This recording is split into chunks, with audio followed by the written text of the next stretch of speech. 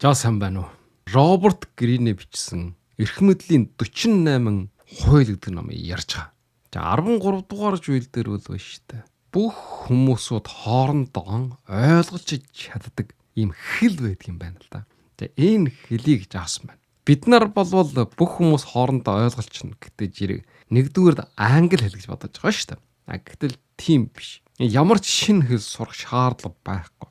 Бүр хэдэн мянган жилийн өмнөөс өгсүүлээд цаашлаа ч хэдэн мянган жилийн турш хүмүүс хоорондоо ойлголцож чадах ийм гайхамшигтай хэл байдаг юм байна. Энэ нь ямар хэл вэ гэх юм болвол өөрийг ч мөнгөтэй болгоно. Өөрийг ч урт насл болно. Өөрийг ч аж жаргалтай болгоно. Өөрөөр хэлэх юм бол байна шүү дээ. Өөрт ч ашиг өгнө гэсэн үг гэж аа.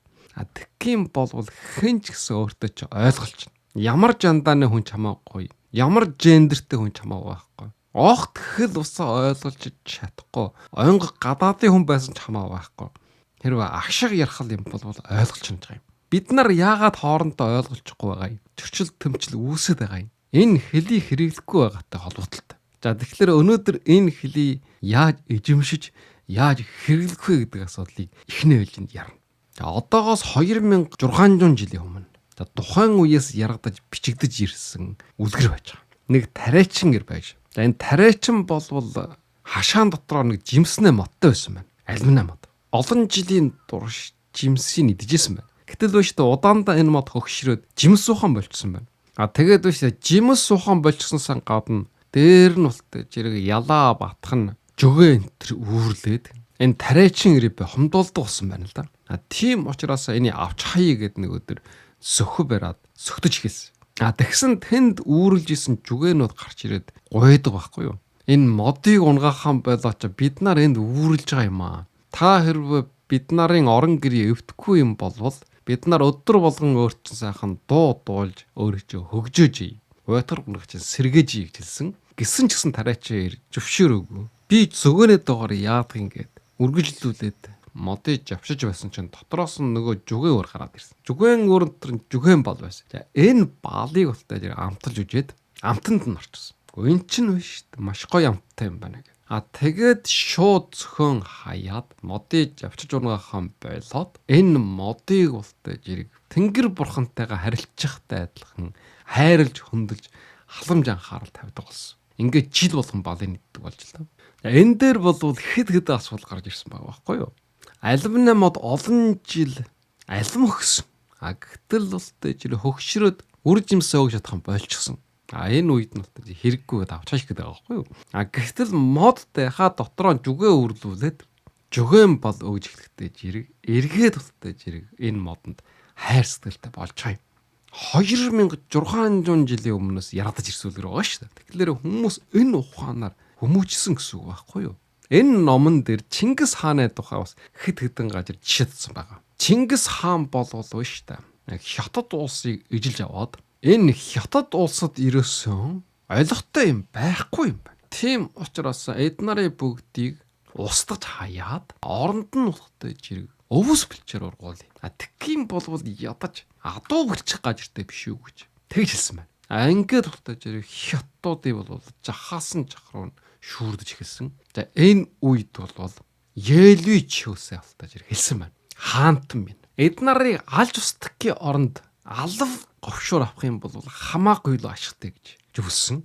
Энийг сонсоод Чингис хаан Елвич хөөсөө хэлж зүв юм байна гэд хятадуудын хөнгөхөн болоод алав татвараад болсон. Тэгж энэ номон дээр бичсэн байгаа юм. За бас нэг сонирхолтой жишээ байж байгаа. За энэ бол манай эртний өмнө 433 онд одоогоос 2400 гаруй жилийн өмнө болсон. За тэр үед болвол энэ Кор-Коре арал болоод Корнит хоёр хоорондоо байлжсан байгаа юм. Олон жил жууралдан байлцсан. Энэ үед болвол Афин болвол хамгийн хүчтэй. Цухам аль талыг дэмжих үү гэдгээр асуудал шийдэгдэх ийм нөхцөл байдалтай байсан. Ингээд энэ хоёр улс хоёулаа Афинд элчин хийлгээсэн байгаа юм. Нэг улс нь бид нар өнгөрсөнд ямар ч холбоо байгаагүй, бие биенээ тусал дэмжсэн явдал байгаагүй. Гэтэл өнөөдрөөс эхлээд бид нар холбоотон болъё. Өөрийг чинь далайн чиргэрэн дэмжиж. Тэгэхгүй юм бол аль алинд нь ирээдүйд тултай жирэг аюул нүрлж байгаа гэж хэлсэн байгаа. За нөгөө улс нь бас Афинд ирээд бие биедээ тустан болж исэн Өнгөрснөө сайхан нөхөрлөн яраад энэ удаа бас туслаачаа гэж гуйсан юм байна. За энэ хоёр элчийн дараа Афинчууд ярилцж ягаад далайн чиргээрэн туслын дэмжи хамгаалын холбоотон болъё гэсэн Коркайрагийг дэмжих болсон.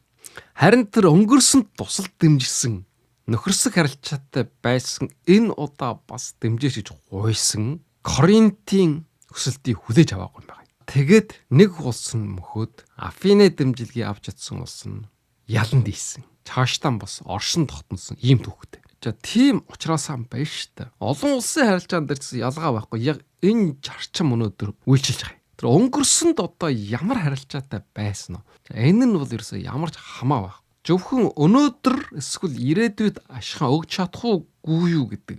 За энийг л үндсэл болгож байгаа. За өнөөдрийн олон улсын харилцааны үндсэн зарчим бас энэ хэвээр байж байгаа. Бид нар дэлхийн 2 дугаар дан дээр тусалсан гэдэг ч юм уу. Бид нар 60-70 донд амьдрал хүнд байх үед нь тусалсан гэдэг ч юм уу. Тийм учраас өнөөдөр манай Монгол улсыг харж үжнэ гэж тэгж жүүлээд хэрэггүй гэсэн. Тэгэхээр энэ том гүрнүүд бол монголчуудыг өөрийн нөлөөндөө байлгах нь геополитикийн хувьд бол ашигтай гэж үздэг. Энэ бол нийтэд төгсөн ойлголт. Гэтэл эннийхэн дээр нүшт нүдэнд үжигдэж харагдах ашиг нь юу юм? Жишээлбэл хуучинд уулын баяжуулах эрдэнэт үйлдвэрээс өксүүлээд гажирд орох баялгаа ашиглуулдаг байсан. Ингэж одоо хуучин Жөвд толгойт улсын нөмөр нөлөөнд байсан. Тэрэн шиг юм байна шүү дээ. Эргээд бид нар бас Батб их төшиг тулгууртай байх юм болвол тодорхой хэмжээний ашиг хүртэгдэг байх хэрэгтэй. За энэ нь бол улс үндэстэн оршин тогтнолд мандан бадралд өгснөөс хамаагүй илүү ашиг тус гарна. Энэ 13 дугаар жил дээр хэд хэдэн зүйлийг хэлсэн байна. Нэгдүгээр нь болтой зэрэг энэ холбоотон гэдэг нь заавал тэр улс орнуудын хооронд олон улсын харилцаа холбоог хэлжгээ юм биш. Пүүс компани байгуулахаас өгсүүлээд өдөр тусмын найз нөхөрлөлийн харилцаа холбоо гэр бүлийн гишгүүдийн хооронд ялгаа байхгүй. Өнгөрснөө бие биедэн тусал дэмжижсэн гэдэг ч юм уу. Найрсаг сайхан харилцаатай байсан гэдэг ч юм уу. Эний ерөөсөө огт яраад хэрэггүй. Эний бити хоорн нь хутаг гэж байгаа юм. Өөрөөр хэлэх юм бол өнгөрснөө түүх болоод өнөөдрийн ашиг хоёрыг хооронд нь хойж хутгаж болохгүй. За хоёрдугаар нь болтой зэрэг ач хариулна гэсэн энэ философи энэ сэтгэхүйг хайсан дэр гэж.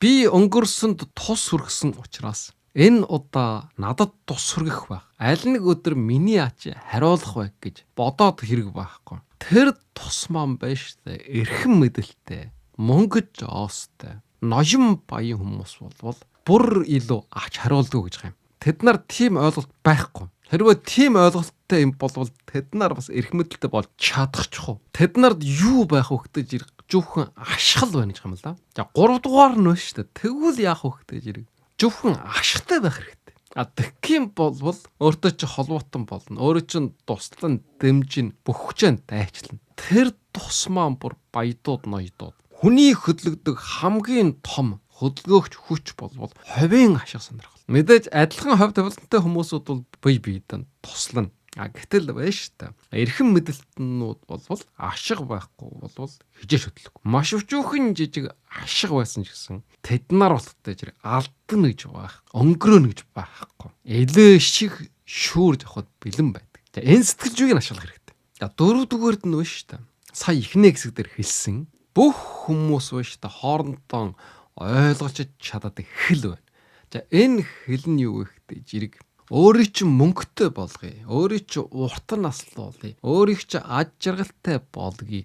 Өөрийг чинь албан тушаалтай болгоё. Өөрийг чинь нэр төртэй болгоё. Гэх юм болов биш үү? Нүдээ хөггөөс буучихгүй. Энийг ойлгохгүй хүн гэж нэгч байхгүй. Альч улс үндэстнээ хүн, альч түүхэн чаг үед англиар яриа гэх юм бол би мэдхгүй гэдэг ч юм уу. Гадаад хэлийг мэдгүй хүмүүсүүд асар олон жахаасан аваад өөрийн төрлөх хэлэн сайн мэддэг хүмүүс олон байна. Би монголоор яриад байна шүү дээ. Хоорондоо ярьдаг үст тий.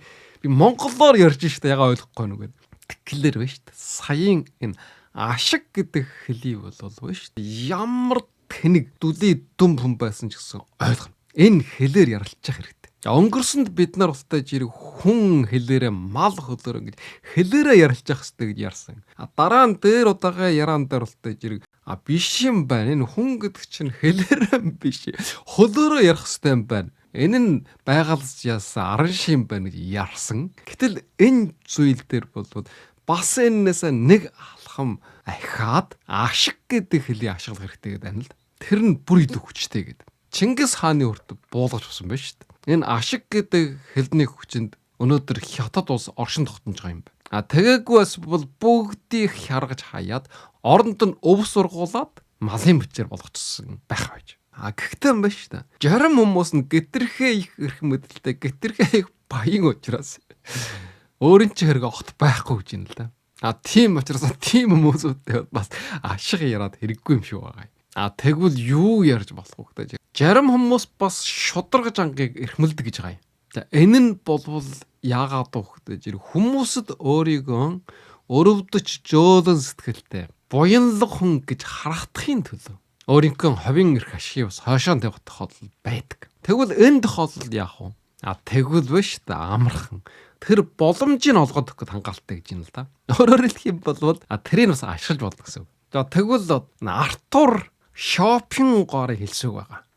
Энэ хүн болвол 19 дугаар зууны эхний үед амьдарч ирсэн. Ихэнх хүмүүс бусдад ерөөсөн сонирхдаггүй, зөвхөн өөрийгөө сонирхдаг. Тийм учраас яах вэ гэдэг зэрэг юм хэлхэл юм болвол өөртөөгөө холбож боддог. Өөрийнхөө бие дээр авдаг. Тийм нийтлэг мэдрэмж байхгүй гэсэн. Тэгээд яах вэ гэдэг зэрэг гинтхэн санамсарахгүй тохиоллоор өөртөө нь холбогдолтой асуудлыг яраад эхлэх юм бол биш үү? Өөрөөр хэлэх юм бол өөрийнх нь ашиг сонирхолтой холбогдсон яраа үүсэх юм бол яах вэ гэдэг зэрэг ерөөсөн бүх анхаарлаа төвлөрүүлээд хижээч энэ сэдвээс холтохгүй болно. Хойноос нь хөөж явдаг гэж байгаа юм. Ихэнх хүмүүс ийм байдаг гэж Шопенгор хэлсэн байна. Хүн болвол ийм онцлогтой гэдгийг мэдэж авах тус болно. Тийм учраас яах вэ гэдэг зэрэг шүү дээ. Өнгөрснөө найж нөхөрлөл бусдын өөрчн хүргэсэн тус ачиг авъя. Энийг ерөөсөө дурсаад хэрэг байхгүй. Энийг чи ерөөсөө хариулах юм байхгүй. 14 дугаар зууны эхний үед Италид амьдарч исэн Хөсны чиргийн ахлагч Кастрочио гэсэн хүн байсан байхгүй юу? Өөрийнх нь ноёрхол дургуучлаад хүмүүс бослог гаргасан ойр дотны хүмүүсүүд. Өөрд нь хүтэн зүтгэж исэн хүмүүсүүд. Энэ бослого нь ялгадаад дарагдаад ирэхтэй жирэг. Энэ бослого гаргагчдын ахлагч нь устай жирэг хэлсэн байна. Одоо найрамдъя. Бид нар өнгөрсөнд өөрт чинь маш их гавьяа зүтгэл гаргасан. Тийм учраас бид нарыг өршөөгөөрэй. Бид нар одоо цаашдаа уймаа самд дэгдэхгүй. Ийм байдлаараа юм бол хоёр талаараа чус сурсаж хохирноо. Ингэж бууж өгж найрамдах саналыг тавьсан. Энийг болохтой жирэг энэ Кастрочио болохтой жирэг хүлээн зөвшөөрөөд танай хэлснээр болёо гэд тэд нарыг бүгдийг чуглуулад үдшилэг жохон байгуулсан. Ингээд бүх хүмүүсүүд нь чуглаад ирэхтэй жирэг бүгдийг баривчилж аваачаад шоронд хийгээд хэдэн хоногийн дараа чаажаар авсан. Нэгийг ч үлдээсэн. Тэгээд дараа нь устай жирэг өөрөөс нь хүмүүс асуусан байна л да. Ягаад өөрийнхөө энэ найж нөхдүүдийг хэлсэн үгэнд хүрэхгүй бүгдийг чааш нь харуулчих вэ гэж асуусан. Тэгсэн чинь болтой жирэг ингэж харуулсан юм байна. Би хуучин найжаа алсан бишээ. Би бол шин дайснуудыг дарсан юм байгаа юм гэж. Энэ үйл явдлыг болвол Макавелли өөрийнхөө номонд оруулсан байна. Энэ болвол нөгөө Европын улс орнуудын дайн тулаан эрхэм мэдлийн өрсөлдөөнд ямар арга ухаан жал мэхрэглэхийг зөвлөж бичсэн Эжин хаан гэдэг номыг бичсэн. Энэ ном нь олон зуун жилийн турш Европ хүмүүст уншигдаж ирсэн. Өнөөдрийн энэ 48 эрх мэдлийн хууль гэсэн Макавеллигийн номоос маш их иштгэсэн байна. Тийм учраас эднэр биш үү? Хуучин найзаа алж байгаа юм бишээ. Шин дайсны устгаж байна гэж тэгж асуудал тандаад юм байна. За одоо 14 дугаар хууль авч үзье. За 14 дугаар хууль нь болвол найзын дүр эсгэж тагнуул хийдэг хүмүүсээс болгоомжтой бай гэж бичсэн байгаа юм. За энэ тагнуулчд болвол ихэвчлэн найзын дүр эсгэж тагнуул хийдэг. Өөрөөр хэлэх юм бол биш үү? Өрсөлдөгчийн талаар мэдээлэл сайн чуулгах хэрэгтэй гэсэн үг. За энэ архын талаар энэ номон дээр гарсан жишээ болвол Хятадын Чиргийн арга гэдэг номыг бичсэн Сүнзийн номоос жишээлдсэн байгаа юм. За Сүнз болвол одоогоос 2400 гаруй жилийн өмнө амьдарч ирсэн. Сүнзийн Цэргийн арга буюу байлтах, дайтах, нөгөө талаа ижлэх, өөрийнхөө ноёрхолтой байлгах. За энэ бүх арга ухааныг бичсэн Хятадын үе үеийн төрийн удирдлагууд ер нь баг уншихгүй хүн гэж байхгүй. Ер нь бол ширээнийх ном гарынхан авуулсан ном болвол энэ сүнсийн чиргийн арга юм байна. Тийм учраас энэ 48 хууль дээр байн дахин жишээ татсан байдаг. За энэ дээр 14 дугаар зүйлтэй холбогдуулаад сүнс хэлсэн байна л да. Их удирдахчид мэрэгэн жанжид ба штэ. Дайсныхаа үе төдөл болгон дээр нь дарж нэг чаддаг. Гэтэл жирийн ардууд, эгэл жирийн иргэдүүд болвол тийм байж чаддаггүй. За эннийх нь шалтгаан юу вэ? Арга нь юу вэ? За энэ нуттай зэрэг урчлан мэдэх чадвартай холбогдолтой. За энэ урчлан мэднэ гэж юуг хэлдэг юм бэ гэвэл штэ. Жон совинч юм уу? Сүнслэг далдын эд хүч ч юм уу? Бурхан тэнгэрийн ивэлч юм уу? Энэ аль аль нь ерөөсөн биш. Эсвэл түүхэн туршлагч юм уу? Эсвэл мэрэг журхан аргач юм уу? Энэ аль аль нь ерөөсө хэрэгжилж юм биш. Юугийг хэрэгжилж ирэх хөхтэй зэрэг байна шүү дээ. Дайсныхаа жинхэнэ байдлыг тандаж мэддэг. Ийм үйл ажиллагаа урчлан өрнүүлсэнтэй холбогдолтой. Өөрөөр хэлэх юм бол дайснаа сайн тагнуулсан гэсэн. За энийг бүр одоогоос 2400 жилийн өмнө Хятадын Чирэг дайны аргийн тактик номыг бичсэн сүнс хэлсэн байна. За энэ их удирдахчид мэрэгэн жанжид яадаг те зэрэг ямар ч сүнс журхай мэрэг төлөг элдвжүүлийн ид шидэд итгэж биширдэг биш байх нь л да. Тагнуулын үйл ажиллагаа явуулаад үнэн бодит мэдээллийг өөрийнхөө гарт оруулж авдаг юм байна. Тэгэж эмжиг гажирлуунд довтолж иж дийлж өөрийнхөө ноёрхолд оруулна гэсэн үг. За Германы гүн ухаантан Артур Шопенгороос хэлсэн байна. За энэ болвол одоогоос 200 орчим жилийн өмнө амьдарч ирсэн. 1800-аад оны эхний хагас амьдарч ирсэн. Дайснууд болвол өөрийн чинь найжаар оволж ягаад өөрийн чинь мэдээллийн хулгайлт байх нь ба шүү дээ. Эсвэл амьдралын чинь хөвчлийг ойлгодог юм уу? Тэгвэл ба шүү дээ. Энэ худал хэлж жалмих гаргаж байгаа хүмүүсүүдтэй яаж харилцах вэ? За энийг болвол Артур Шопенгор хэлсэн юм байна. Яг хөөхтэй жирэг хэрвээ ба шүү дээ. Хэн нэг хүн өөрийг чинь хуурж байгаа, худал хэлж байгаа. За энийг олж мэдэх юм болвол илжилсэн хэрэггүй. Итгэжгээ юм шиг дөрвжүүлэх хэрэгтэй гэж байгаа юм. За энэ их чухал байх нь л да. Бид нарын хувьд бол худлаа хэлж явахыг олоо харж гэмээр чи худлаа хэлж ийн гэд. Тэрийг мэдчихсэн их баатар болж өөрийнхөө мэрэгэн ухаантай гэдгийг харуулах гэж оролддог. Гэтэл Шопенгор бол хэлж байгаа. Тэгж болохгүй. Харин байж итгэж байгаа юм шиг сэтгэл төрүүлэх хэрэгтэй. Үнэмшсэн юм шиг. Тэгэхээр яг нөгөө хүмүүстээ зэрэг тайвшраад улам илүү худал хэлнэ гэсэн. Тэгж худал хэлсээр байгаад улам илүү тэрэндээ үнэмшээд бүр илүү худал хэлээд эцсийн бүлэгдээ өөрөө тэр нөхөндөө унана гэж хэлсэн байна. За эсвэл байж та ямар нэг хүн өөрөөс чинь нэг юм нууж байгаа. Гэсэн ч гэсэн ер нь сайн нууж чадаагүй. Туйлвартай биш, хагас нуусан байдалтай. Тэгвэл яах вэ? За энэ үед ба штэ. Өөрийн чинь хэлжгэж үл итгэхгүй байна гэж. Үл итэх байдал үзүүлэх хэрэгтэй. Тэгвэл яах вэ нөгөө талын хүн? Өөр чи итгүүлэх гэж оролдоно. Тэгээд хэдий ч нэ итгэхгүй гэж хэлэх тусмаа хэдий ч нэ итгүүлэх гэж оролдоод нөгөө нуужилсан үлдсэн хагасаа бус говж гаргана гэж юм л да. Ийм байдлаар илчилнэ гэсэн үг. Энэ дээр бол бас янз бүрийн аргууд хэлсэн байна л да. За энэ бол манай эртний 7 дугаар зуунд одоогоос 1300 жилийн өмнө Персийн хаан өөрийнхөө дүшмдүүдийг өөртөө үнэн ч юм уу хүү юм уу гэдгийг шалгах аргатай байсан байна. Хоёр дотн харилцаатай дүшмлийн нэгийг дуудаж ирээд нөгөө дүшмлийн нуттай зэрэг ургасан байна. За тэрийг бол шийтгэнэ гэсэн үг хэлнэ. Энэ үгийг бол хиндэж хэлж болохгүй шүү гэдэг. Тэгээ хэдэн хоногийн турш ажиллах юм байна. Хэрвээ хэлчихсэн бол нөгөө дүшмлийн байдал өөрчлөлт гарна. Айдах ч юм уу, зугтах ч юм уу. Хэлээгүй бол нөгөө дүшмлийн байдал ямар ч өөрчлөлт гарахгүй. Тэгэх юм бол энэ эхний дүшмдийг бол итгэж болно. Шудраг сайн хүн байна гэж. Нуучи хадгалж чадчихна гэд. Өөрийнхөө дотны найзтаан ч гэсэн тэр өөрийг алах гэж юм хэлээгүй байгаа учраас. Хэрвээ энэ нуучи жадалчихсан нөгөө найд дүшмэл нь байдал нь өөрчлөлт гарчсан юм бол энэ чагаас хойш энэ дүшмэл ерөөсөө итгэхгүй. Өөрөөсөө холдвол чүлж явал. За ийм арга хэрэглэх бас байгаа. За энэ тагнан дурших аргыг бол бизнес дээр бас асар өргө хэрэгжилж байгаа. 1920-од онд Америкт болсон явдал Жозеф Дүүвин гэдэг нэртэй уран зургийн худалдаач юм байж л да. За энэ хүнээ уран жургийг бол бүх баядууд ноёдууд худалдаж авдаг. Гэтэл биш та тухайн үеийн хамгийн том баян хүнээ нэг Андар юу Меллон гэдэг хүн ерөөсөн үл томсорлдог байсан байна.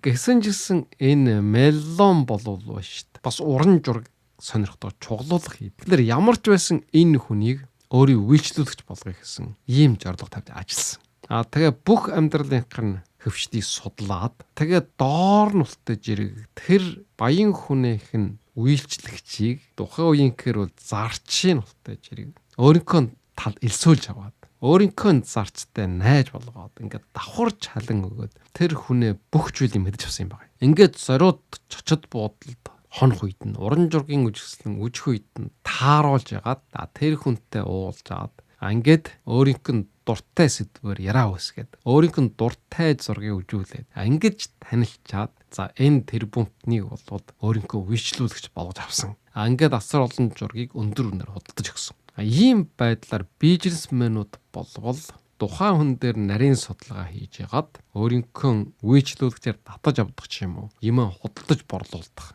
Тийм учраас энэ номдэр сануулдаг юм л да. Энэ шудраг зан гэдэг бол маш чөөхөн хүнд байдаг. Ихэнх тохиолдолд орвол тэр овжалтай хүмүүс л шудраг хүмүүсийн багыг өмсдөг. Харин биш та жив жинхнээс үнэн шудраг зантай хүн байна гэх юм болвол тэр нь ултаж ирэг боолчуудад байдаг гэж. Өөрөөр хэлэх юм болвол үнэн шудраг хүн чөөхөн шүү. Өөр чинь хэтэрхээ их үнэн шудраг зан гаргаж байгаа юм болвол тэр хүнээс болгоомжтой байгаарай гэдгийг сануулж байгаа юм. За өнөөдөр ярих гэсэн сэдвийн төгсгөлийн хэсэг 48 хуулийн 15 дугаар зүйл.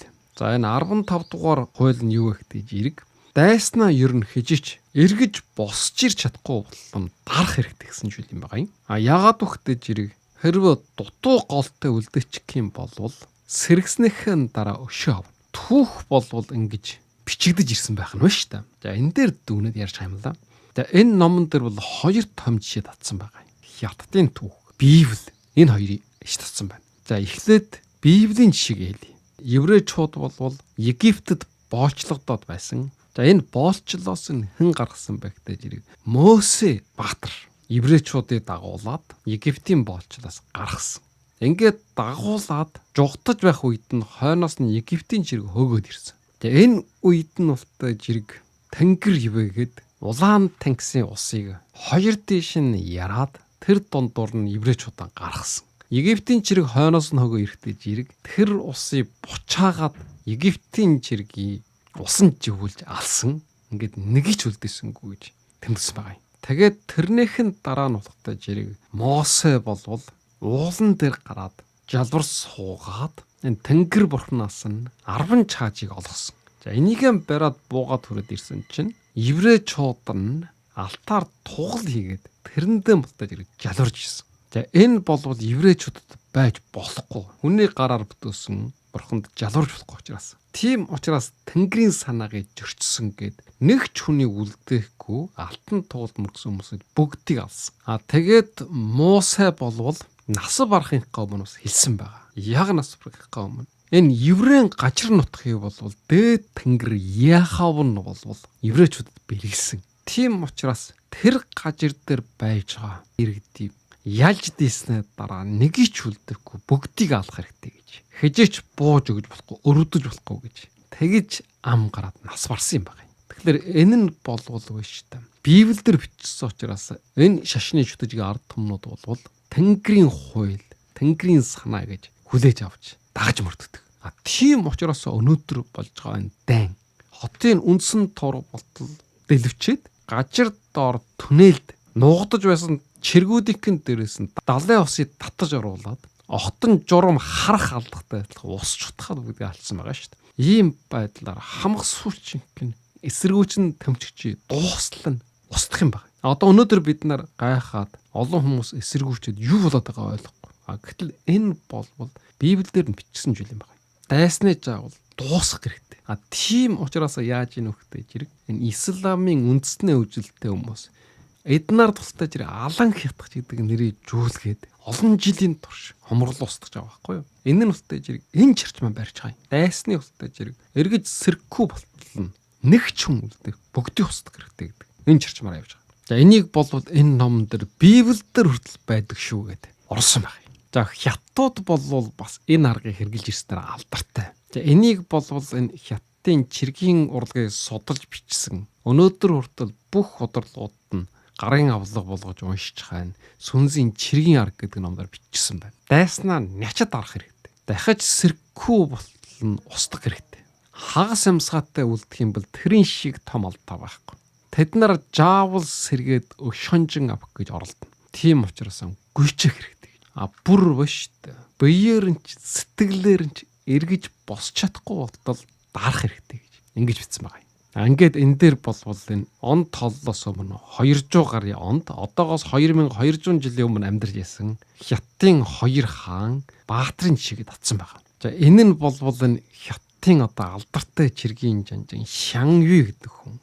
Нөгөө нэг нь болтож ирэл Любан гэж. Энэ хоёр болвол анд нөхөр байсан. Тэгээд болвол дараа нь хоорондоо тулалдаад Шанюй нь бол эрлэх баатарлаг байсан ч гэсэн өрөвдөх сэтгэлтэй. Любаны хэдэн удаа ялж дийлж өөрийн гартаан оруулж авсан ч гэсэн гүйчээсэнгүй.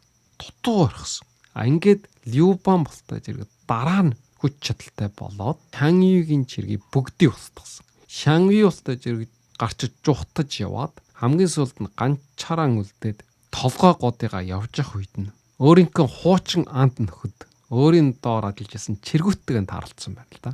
Тэд нар бас жухтаад ивжсэн байна. За энэ үед болвол энэ Шанюйгийн толгойг 1000 алтан жоос 100000 өрхөөр шагна гэсэн шагналж аралцсан байсан. Хэн хэрвээ толгойг авчрах юм бол тэгээ Шанюй ултай жир хуучин нөхдөд харж хаад та нарт мөнгө хэрэгтэй байгаа гэж та нарт иргэд хэрэгтэй байгаа гэж одоо маш сайхан жившаан боллоо. Би та нарт толгойгоо бэлгэлье. Та нар 1000 алтан жоос 100000 өрхөн ав гэд. Өөрийн сэлмийг сугалж аваад өөрийн хоолойг явахтлаад нас барсан. Хэрвээ биш үү? Өөрөө хүч чадалтай байх үед Любаны хэрвээ дарчсан болвол энэ эмгэнэлтэй байдал үүсэхгүй гэж энэ номдэр бичсэн байгаа. Дараагийн татсан жишээ нь болвол Хятадын Тан улсын үед. Энэ болвол манай эртний 600 гаруй оны үед Үзэ Тян гэсэн эмхтэй хаан байсан. За энэ болвол Хятадын түүхэн дээр Чорын ганч эмхтэй хаан, хамгийн алдартай эмхтэй. Энэ эмхтэйг шүтэн биширдэг хүмүүс маш олон байдаг. Могийн хамгийн сүүлийн залуу ихнэр Жан Увахт бас энэ Үзэ Тяны дургаж соёлын хөвсгөлд идэвхтэй оролцсон гэж бичсэн байгаа юм. За тэгэхээр энэ Үу Увахт нь чухам ямар хүн байсан байг бол маш үжигсэнтэй сайхан 14 наснда хааны татвар болоод ордонд орж ирсэн юм байна. За ордны хүүхнүүд бол хоорондоо асар их өрсөлддөг. Энэ дотор болтож тэд нарыг ялаад хааны хайртай дотор босаа. Гэтэл энэ хаан болтож тон утгагүй нас барсан байгаа. Тэгэхээр хааны нас барахаас өмнө хааны жалуу хүүгэнтэй бас дотн харьцаатай бол амтсан байсан. За энэ Хятадын ёсоор болвол хаан хэрвээ нас барах юм бол хааны хатан татваруудыг бүгдийг болтож ирэг сүм төөж явуулаад гэлэгмаа болгодог юм байна л да. Хаан нас барсан учраас энэ Үу Увахтай ч гэсэн ялгаа байхгүй. Сүмд очоод чавганч гэлэгмаа болсон. Ингээд 7 жил байж байгаад арга чарга сэтгэж ягаад эргээд хааны ордонд бучиж орж ирээд татвар болсон. Тэгээд хүүтэй болсон. Хааны хатнаас нь болтож ирэх хүүхэд төрдгөө. Энэ Үу Увахтоос хүү төрсөн учраас хаан их ойр дотн байсан байна. Гэтэл хатан бас хөвөрөн байсан учраас Үу бол татвар хөвөр. Ингээд болтож ирэх Үу арга ботсон юм байгаа юм. Хааны хатан өөрийнх нь ордонд ирж өвтэй уулзаад явсан. Ингээд хааны хатны гарахтай жирэг өөрийнхөө хүүгийг боож алаад тэгээд энийг болохтой жирэг хааны хатан алсан гэдэг ийм чоомл хэрэг үүсгэсэн. Мэдээж үүгийн болтой жирэг өөрийн хүүгээ алчих хинч бодохгүй. Өөрөө хүүхэд байгаа учраас хааны хатныг хорлсон гэж бодно. Тэгээд жирэг хааны хатанд хэрэг хийгээд шоронд оруулаад за тэрнийх нь оронд болтой жирэг Үу хааны хатан болсон юм байна.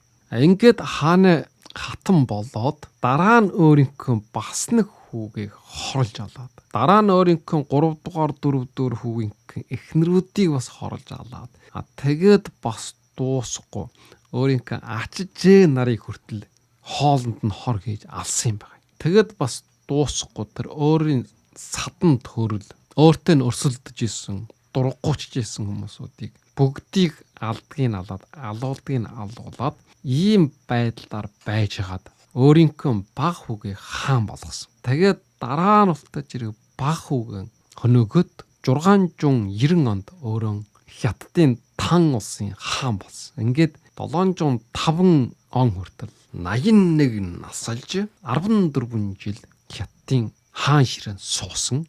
Тэгээд өөрийгөө болохтой зэрэг Бурхан Буддагийн ховлгоон дүр гэж албан ёсоор зарлуулад өөрийнхөө дүрийг бүтээлгэж сүмд тавиулаад дахлаг ёслол үйлдүүлсэн байгаа юм.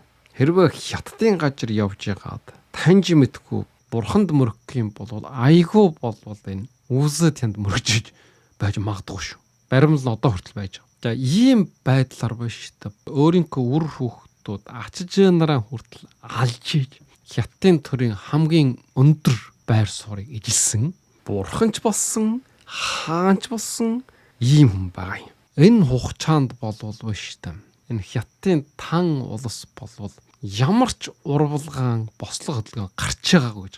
Хааны ордонд ч гэсэн эсэргүүцдэг хүн байгаагүй. Тийм учраас тухайн жилүүдэд ард иргэдүүд нь бол амгалан тайван аж амьдрал нь бол сайжирж исэн гэж түүхчид тэгж үнэлдэг. За дараагийнх нь энэ номон дээр татсан жишээ болвол Хятадын дарга Моу юм байгаа юм. За энэ болвол биш та 20 хэдэн оноос Хятадын коммунист намыг байгуулад улаан ховсголыг манлайлж хийсэн удирдахч юм байгаа юм. За эннийх нь өрсөлдөгч нь бол Жанкэши гэж. Өөрөөр хэлэх юм бол улаан ховсголчдын эсрэг талын байр суурийг илэрхийлдэг. Тэр талын хүчнээ толгойлгож гин гэсэн. Эхний үедээ болвол биш та. Жанкэши болвол Хятадын нутагт ганчч улаан ховсголч байхгүй гэж. Толгой дараалан ядсаар байгаад нийт 75 мянган хүнтэй коммунистуудыг 10 мянган хүн боллон чөөсөн гэж байгаа юм л да. Тэгээд болтой зэрэг одоо босож ирж чадахгүй болсон байх гэд орхичсон байхгүй юу? Бүр 7.1% хүртэл нь чөөлсөн учраас. Тэгээ 1937 оноос коммунистуудтай жуулдах юм болоод Япончуудыг Хятадын нутгаас хөөж гаргах, Япончуудтай тулалдах энэ дэнд Жанкэши хүч сарж эхэлсэн. Энэ хооронд нь болтой зэрэг дахиад коммунистууд хүч чадалтай болоод Жанкэшигийг буцаагаад дарсан. Дарахтаа бүр тойлвортой дараад Хятадын нутгаас хөө гаргасан. Тэгээд болтой зэрэг Тайван жуутаж очоод Хятад иргэн улсыг байгуулсан. За энэ номон дээр бичснээр болвол Жанкэши бол эхлээд дайснаа гүйчэд дарах хэрэгтэй гэсэн бодлогыг хэрэгжүүлж яасан ч гэсэн сүүлдээ тэрийгэ болтой зэрэг мартсан. Харин Моу болтой зэрэг ерөөсөө мартаагүй. Жанкэшиг бол дахиж босч чадахгүй боллон жогсон. Тэгж бичсэн байгаа юм. За Моу болтой зэрэг энэ сүнсийн чиргийн аргыг маш сайн суралцсан тэрийг хэрэгжүүлсэн байхгүй юу. За бас энэ номон дээр бичсэн байдаг юм л да. Жанкэши болтой зэрэг ялгадаад Моуд олжлогсон байдаг. Энэ үед Жанкэшигийг алаагүй харин биш Япончуудтай байлдах хэрэгтэй гэж тохирсон гэдэг. Бид нар бол бүгдээр одоо Хятад хүмүүс хоорондоо байлдаад ямар ч утга байхгүй. Чи хэрвээ Япончуудыг Хятадын нутгаас хөөж гаргах юм бол чамаа өршөөе гэж.